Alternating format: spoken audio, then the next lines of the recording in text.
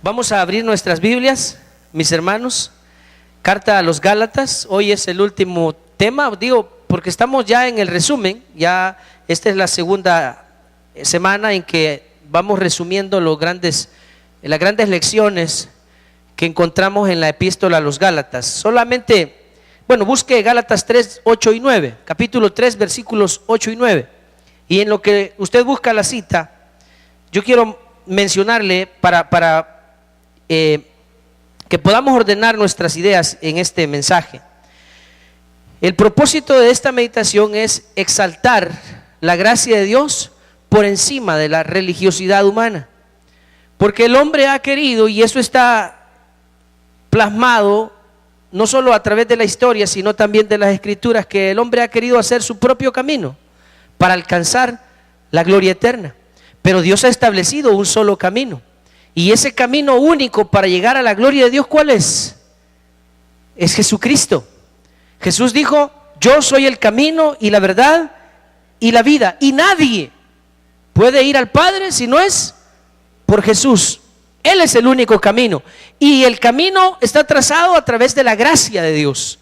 Nadie puede ganarse ese privilegio de ir a la presencia de Dios, de pasar la eternidad con Dios. No nos lo podemos ganar, pero el hombre ha insistido, y de diferentes maneras él ha tratado de quererse ganar ese privilegio. Entonces la carta a los Gálatas justamente defiende eso, o nos enseña eso, que lo único que nos puede llevar a la eternidad con Dios es su gracia. Ningún esfuerzo humano, ningún camino que el hombre pueda trazar lo puede llevar a la presencia de Dios. Y de eso es justamente de lo que habla, de lo que vamos a hablar esta noche, en las lecciones que vamos a aprender de la carta a los Gálatas. Veamos ahí Gálatas capítulo 3, versículos 8 y 9 para comenzar. Dice: y la escritura, previendo que Dios había de qué, hermanos, a los gentiles, no solo judíos, sino también a los gentiles, dice que dio de qué, hermanos, de antemano la buena nueva a Abraham, diciendo: en ti serán benditas todas las naciones. De modo que los de la fe, no los de la religión, sino los de la fe, son bendecidos con el creyente Abraham. Oremos. Dios, háblanos esta noche. Ayúdanos, Señor, a mantenernos firmes en la gracia, a no pretender, Señor, nosotros alcanzar la salvación a través de nuestras obras, a caer en el error de pensar que podemos lograrlo por nuestros propios esfuerzos. Mi Dios, más bien ayúdanos a aferrarnos a tu gracia y a vivir agradecidos por lo que tú has hecho por nosotros. Bendito seas, mi Dios, por amarnos primero, y bendito seas por cuidar de nuestras vidas. Gracias te damos, Señor, te pedimos que nos hables.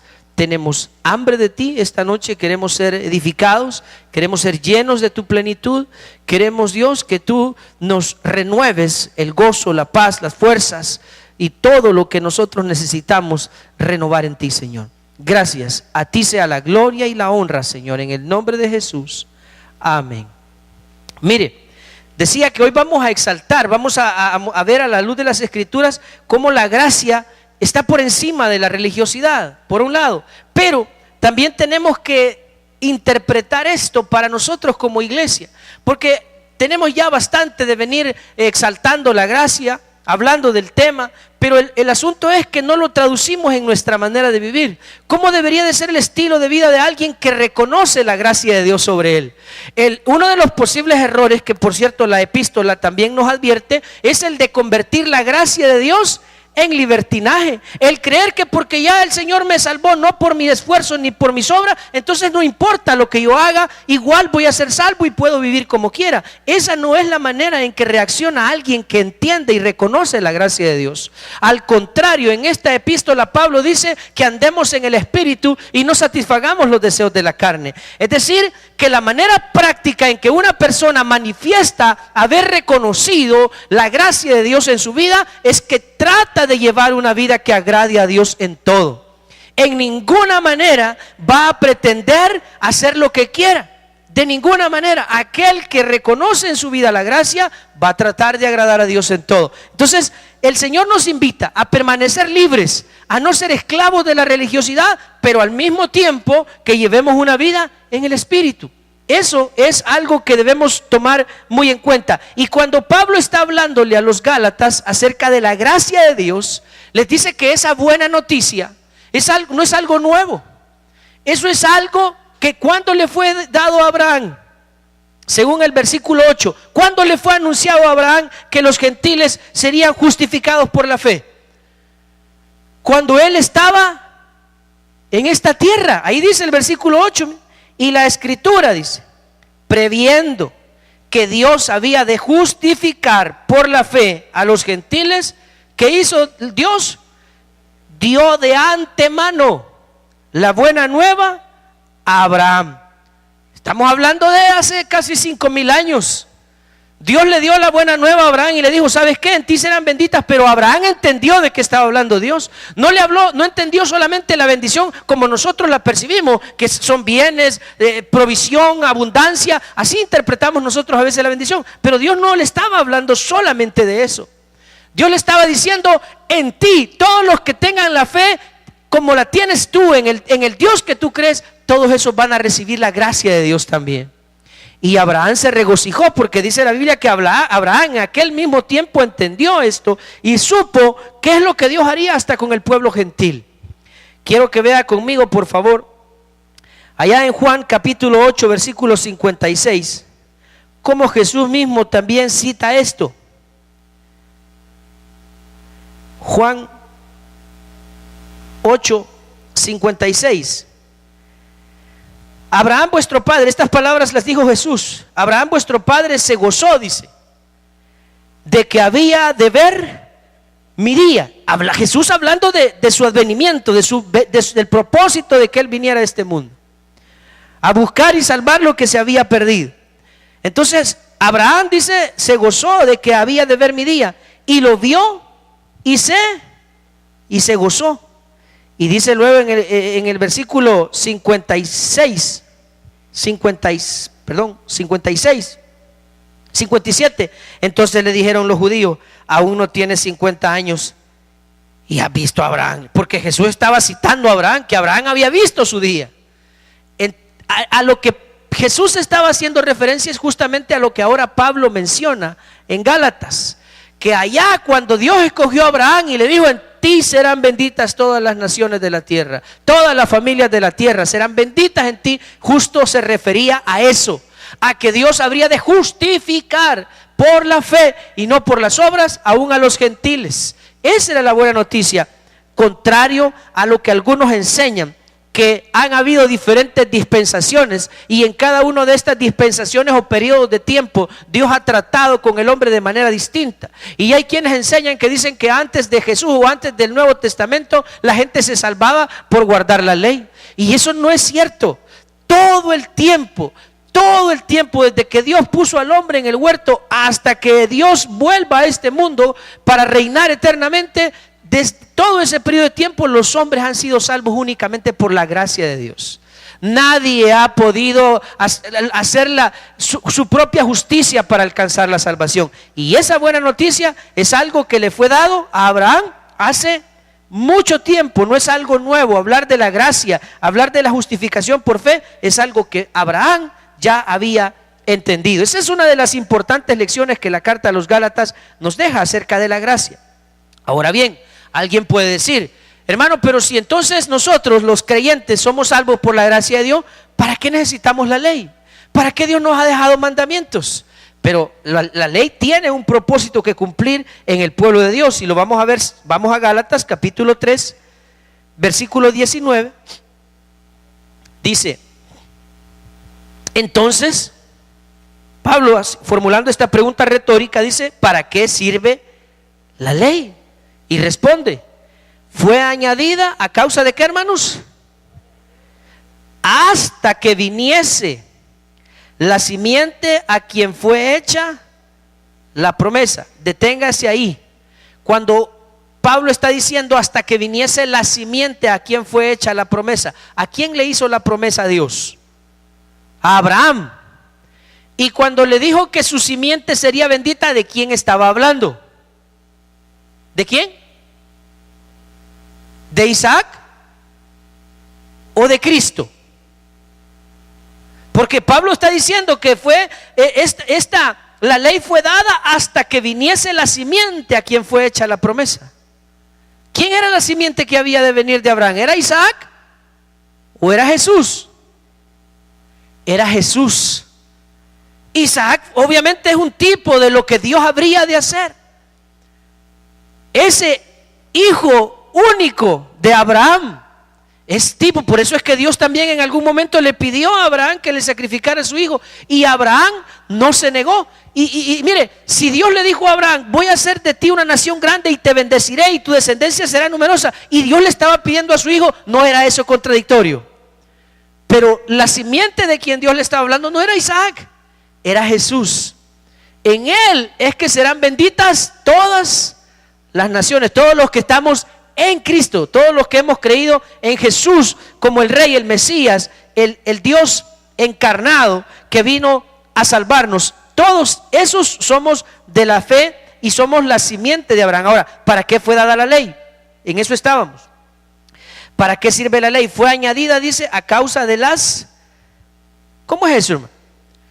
O sea, imagínense, Dios escoge a un pueblo, lo justifica, lo salva por su gracia, pero ¿cómo sería su manera de vivir? ¿Andarían en sus propios deseos y en sus propios pensamientos?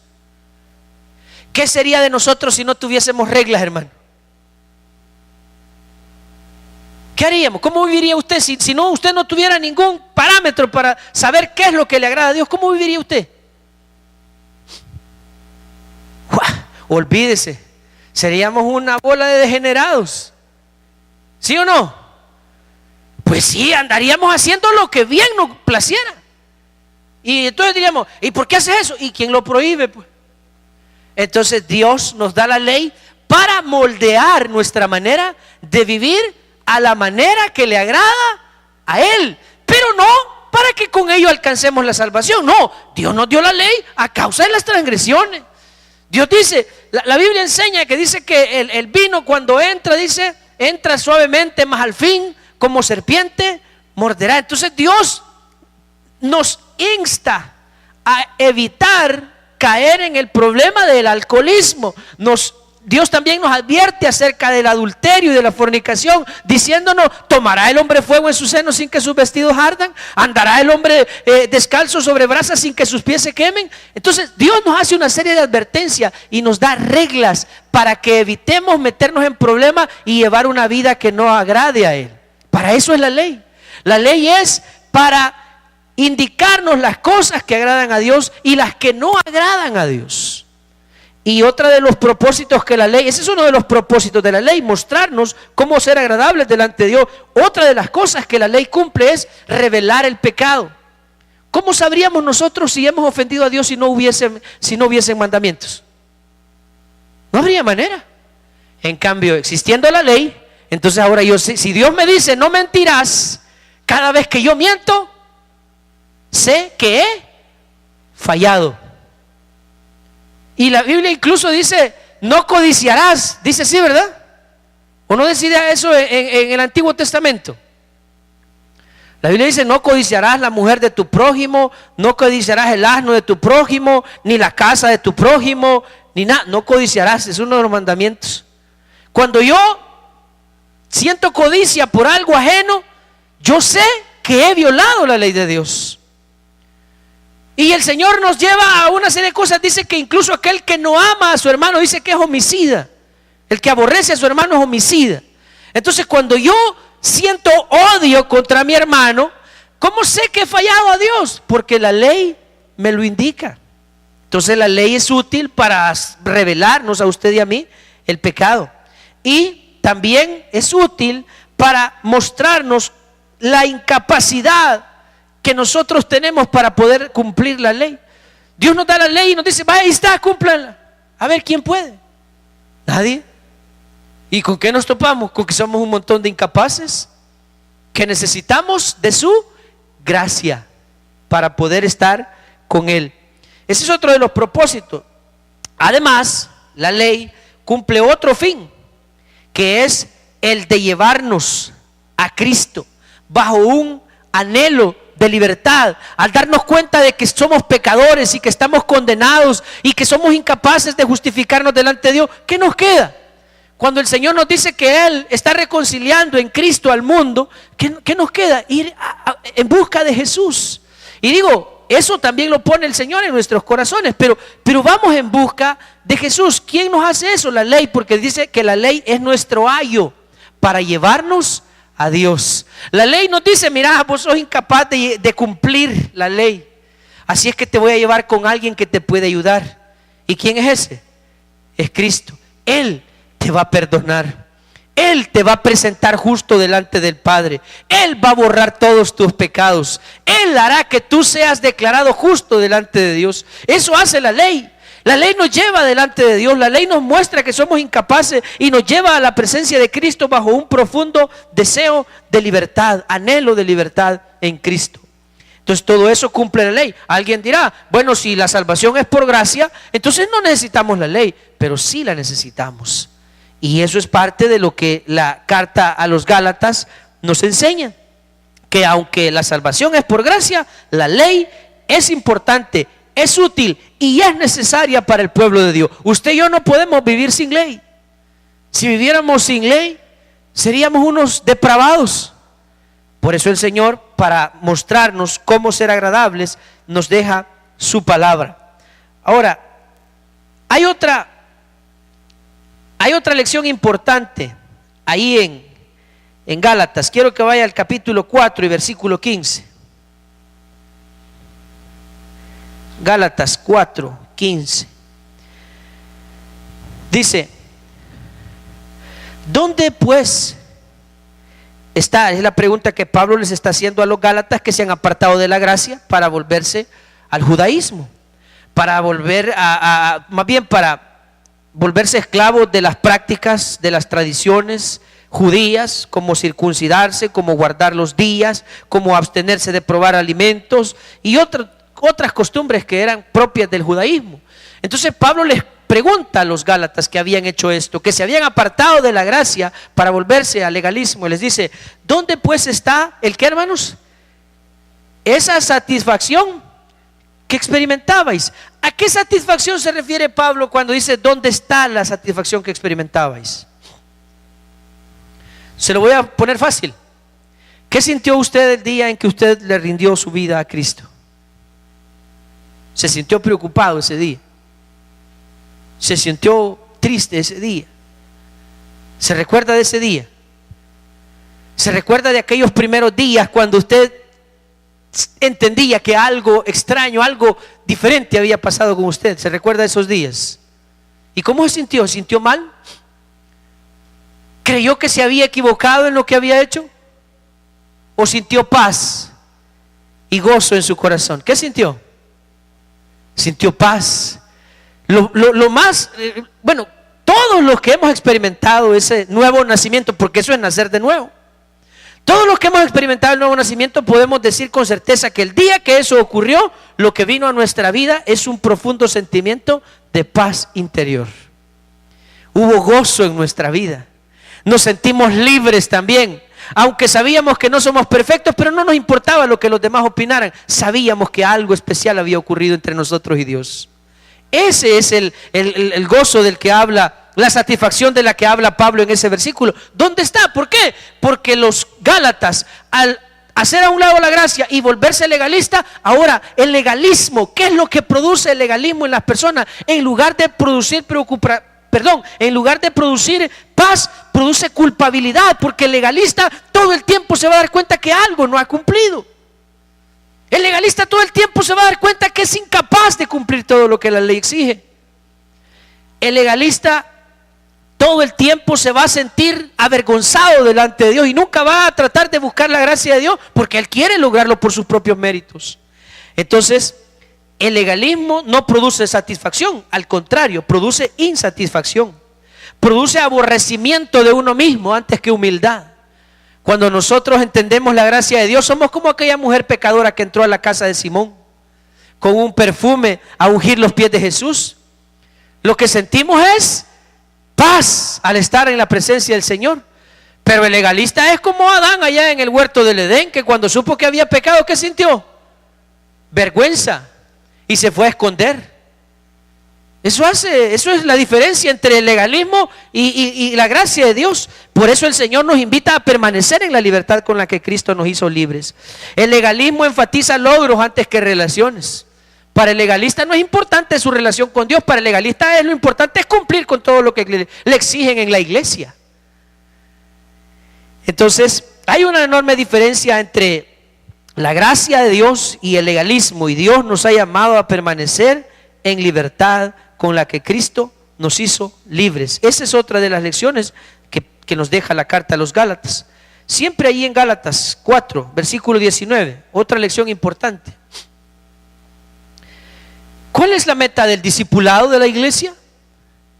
¿Para qué trabajamos?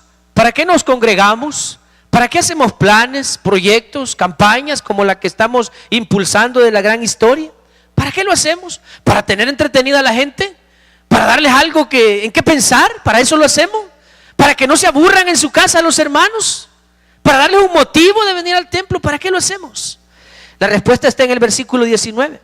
Hijitos míos, dice Pablo, por quienes vuelvo a sufrir dolores de parto, ¿hasta cuándo? Hasta que Cristo sea formado. ¿Cuál era la meta del discipulado de Pablo en la vida de los Gálatas? Que el carácter de Cristo fuera formado en ellos. Por eso nosotros hacemos el énfasis. Nuestra meta no es entretenerle. Nuestra meta no es que a usted, antes nosotros ahí andábamos pensando, ¿y qué hacemos para que los hermanos sientan ganas de venir a la iglesia? Como si fuese esto el circo o Cinemark. Hay que traer algo que les interese. Si los que son de Cristo, la palabra de Dios tiene que ser suficiente para atraer su atención. Y si no, ¿en qué va a estar fundamentada su fe? En el entretenimiento, en el show. ¿Y qué pasa cuando ya no haya show? ¿Ya no hay fe? ¿Ya no hay convicción? Antes pensábamos de esa manera, pero el Señor nos ha ido corrigiendo nuestra manera de pensar. Y la meta de la iglesia, además de predicar el evangelio, después de que usted haya conocido al Señor, es formar el carácter de Cristo en usted, hasta que Cristo sea formado en vosotros. Y con todo respeto debemos reconocer que a nosotros nos hace falta mucho, ¿o no? Aquí hay muchos todavía que son como las ondas del mar. ¿Cómo así, hermano? Ay, ya viene la temporada navideña, ya me voy a ir alejando. Allá por marzo les caigo de nuevo. Cuando empiecen las clases voy a volver a venir. ¿No se ha dado cuenta que hay algunos que ya terminaron las clases del colegio, se terminó su relación con Dios? Entonces, ese no es el carácter de un cristiano. Ese no es la meta del discipulado. Si no hay torneo de fútbol, no voy a la iglesia. Y entonces, ¿en quién está puesta su fe? ¿Qué hicimos con usted si todo este tiempo lo único que hemos hecho es entretenerle? Fallamos, fracasamos con el Señor. La meta del discipulado es formar el carácter de Cristo en cada creyente. Esa es la meta, y por eso nosotros estamos impulsando el que las personas se reúnan en grupos pequeños, porque ¿cómo podríamos 4 pastores discipularlos a todos ustedes? Y esta no es toda la iglesia. Todos los que nos reunimos en esta congregación somos alrededor de 800 personas. ¿Cómo 4 pastores van a poder discipular a 800? Es imposible. ¿Y quién lo tiene que hacer entonces? Ustedes.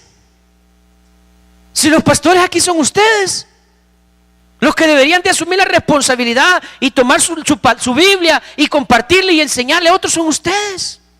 Ahora, donde se pone el fundamento, donde se plantea el rumbo, es en la congregación.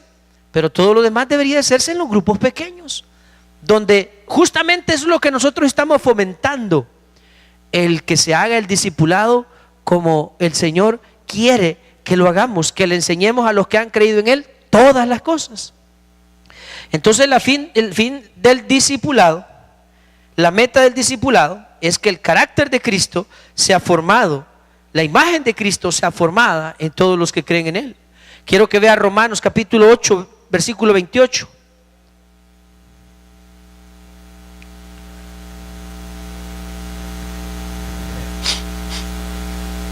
Romanos capítulo 8, versículo 28. ¿Lo tiene?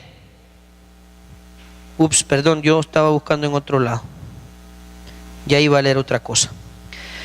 Y sabemos que a los que aman a Dios todas las cosas les ayudan a bien, esto es, a los que conforme a su propósito son llamados. Porque a los que antes conoció, a estos también, porque a los que antes conoció también los predestinó, para que fuesen hechos ¿cómo? Conformes a la imagen de su Hijo. ¿Cuál es el propósito de Dios en nuestra vida? Que seamos hechos conforme a la imagen de su Hijo. ¿De su Hijo quién?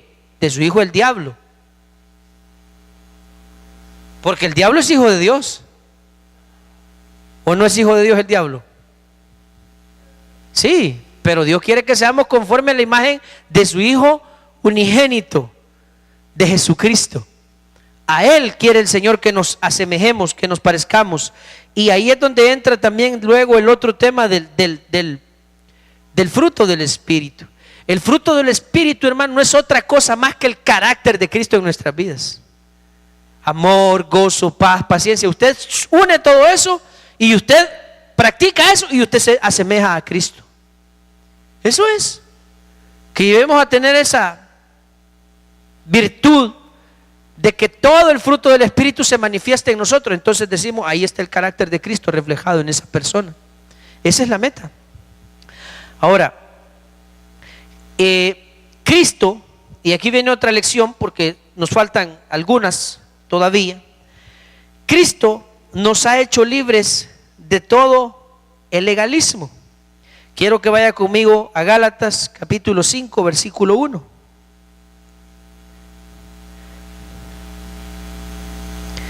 Gálatas 5:1 dice: estad pues firmes en la libertad con que Cristo nos hizo libres, y no estéis otra vez sujetos al yugo de esclavitud. Y ese yugo de esclavitud, lo decíamos cuando estudiamos detenidamente la epístola, es la religiosidad. De la que Pablo está hablando ahí es la religiosidad. Y dice, Cristo nos hizo libres de ese apego, de esa dependencia que teníamos de querer cumplir la ley para salvarnos. De eso ya el Señor nos liberó, y ahora nosotros estamos en esa libertad y debemos permanecer en ella. No convirtiendo, desde luego, no convirtiendo la libertad en libertinaje. Quiero que vaya conmigo ahí en Gálatas, siempre Gálatas, versículo 13. Porque vosotros, hermanos, porque allá en el versículo 1 nos dice que permanezcamos en libertad, ¿verdad? Con la que Cristo nos hizo libre. Y en el 13 dice, porque vosotros, hermanos, ¿a qué fuimos llamados? Estoy en el verso 13, de Gálatas 5:13. A libertad fuisteis llamados. Solamente, aquí hay una cláusula acerca de la libertad que Dios nos ha otorgado.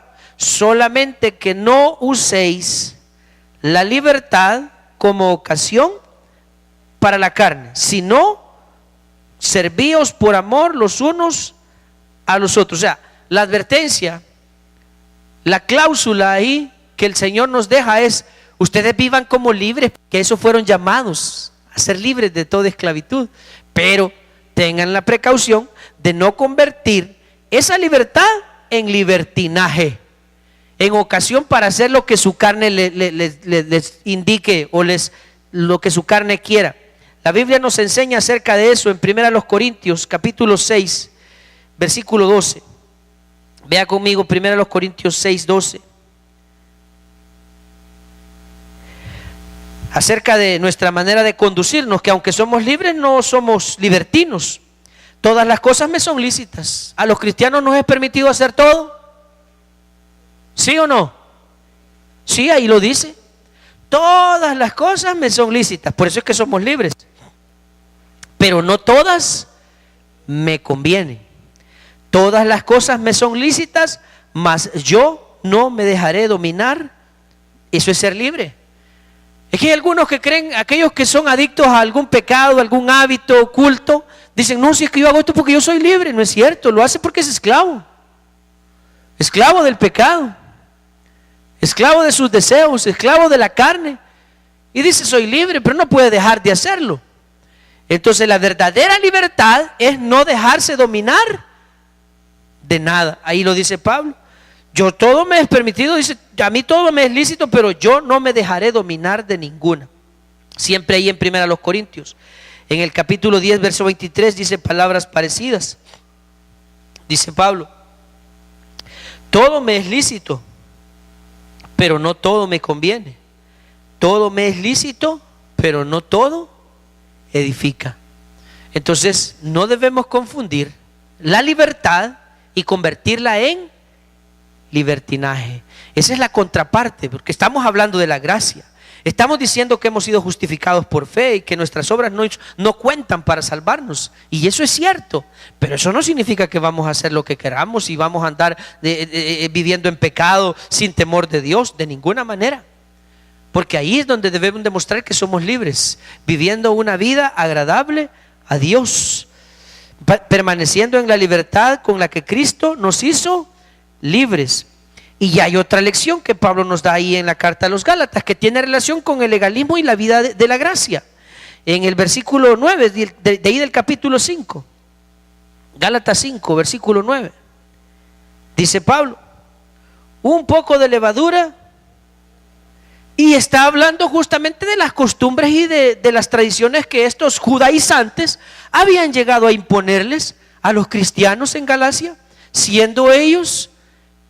habiendo sido ellos libres por la gracia de Dios.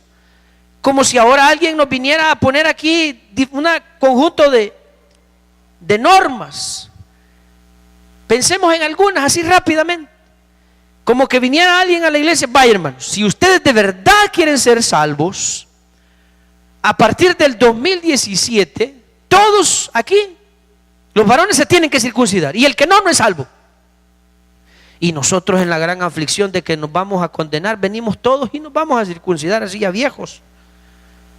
¿Me entienden? Digo ya viejos porque clínicamente se sabe que la circuncisión ya cuando se está recién nacido el niño dicen que no es tan dolorosa, pero ya viejo hasta se puede morir alguien al ser circuncidado. Entonces, y dijeran, y todas las mujeres que se corten el pelo no son salvas, y las que usan pantalones se van todas al infierno. ¿Ah? Y vinieran y nos pusieran, algunos de ustedes, ¿qué harían? No, hermano, yo ya no voy a la iglesia, yo eso no lo puedo cumplir. Ese yugo es muy pesado, hermano. Y a partir del otro año las mujeres se sientan aquí y los hombres se sientan aquí. ¡Ay de ustedes! Y se estén viendo. Sí. Y el que coma carne de cerdo o que coma bagre se va en el infierno. Porque el bagre no tiene escamas, ¿verdad? Era entre la lista de los animales que no podían comer los israelitas estaba el bagre, pues. Solo los que tenían escamas se podían comer y la carne de cerdo no se podía comer según la ley de los judíos. Entonces vienen y le ponen todo ese montón de reglas. Y viniéramos nosotros que estamos seguros de que nuestra salvación no depende de nuestras obras, sino de la gracia de Dios, y nos dejamos engañar. Entonces dice Pablo, un poco de levadura, tengan cuidado. Puede comenzar sutilmente y de repente ustedes pueden estar envueltos en el legalismo. Y así muchas cosas que pueden venir y trastornar la obra de Dios comienzan sutilmente. Y Pablo hacía la advertencia acerca de eso. Vámonos al capítulo 5, siempre vámonos al al versículo 22. 5:22. Mas el fruto del Espíritu, y habla Pablo del fruto del Espíritu: amor, gozo, paz, paciencia, benignidad, bondad, fe, mansedumbre y templanza. Contra tales cosas no hay ley. ¿Cuál era entonces el mensaje de Pablo acerca de el fruto del Espíritu en nuestra vida? Que es justamente esto, el carácter de Cristo formándose en nosotros. Cuando nosotros procuramos vivir con esas virtudes, fomentar, cultivar esas virtudes, nos estamos pareciendo a Jesús.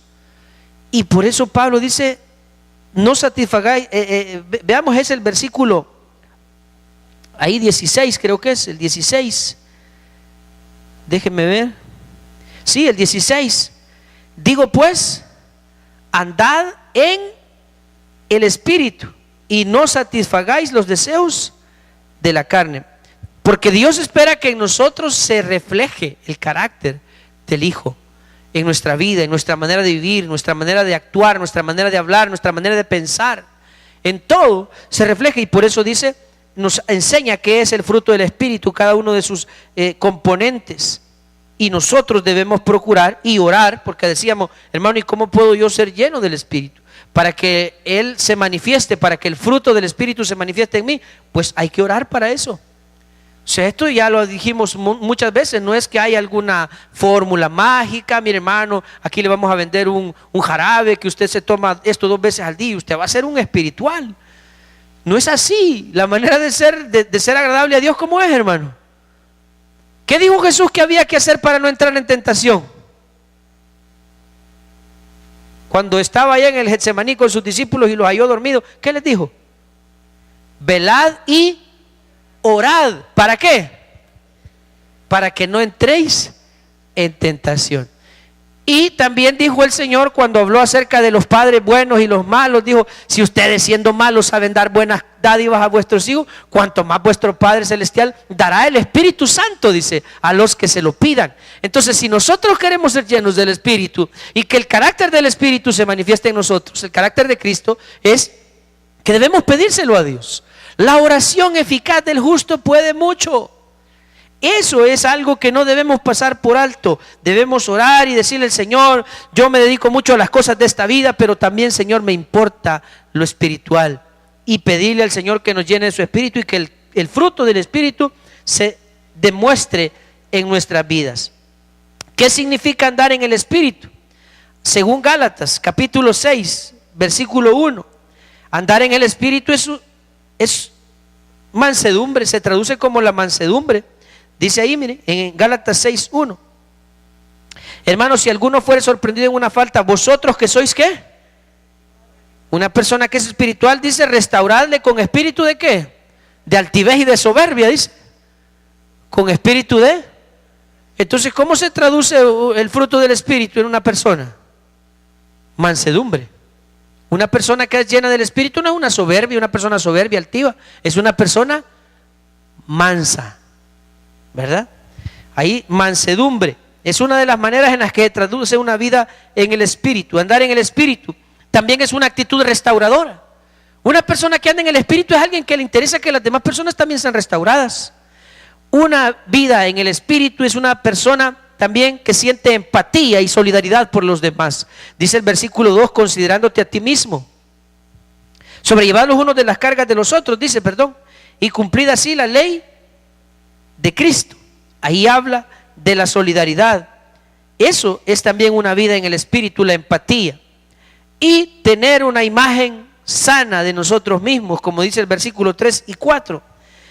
Porque el que se cree ser algo no siendo nada, a sí mismo se engaña, así que cada uno someta a prueba su propia obra. Habla de un examen,